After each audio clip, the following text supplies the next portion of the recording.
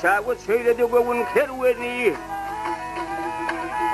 Yat göçeğe söyledi bugün kerveni. Görmedim dolu dolu dağları.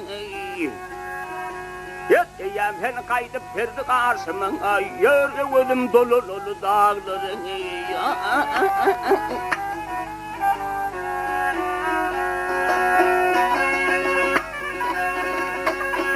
Karıydı karıydı göğün karıydı koça dağda kar kalmayan eriydi. Çallı değil ağır kervan eriydi. Min göğüm dolu dolu dağları.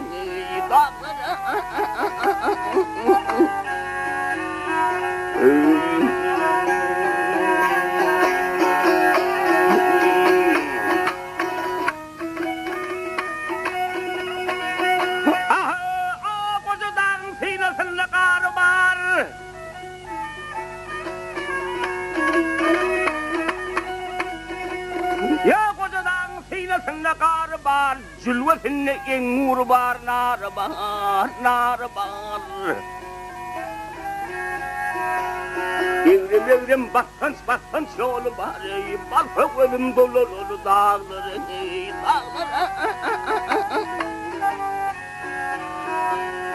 Vırılaydır haraylarım çatıllı, o çelleler salgam kimin atıllı.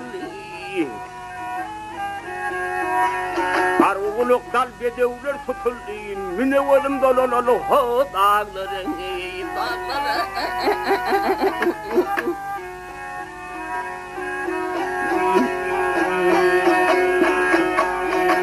Arvuluk dal bedevler tutuldu, müneverim dolu dolu dağları.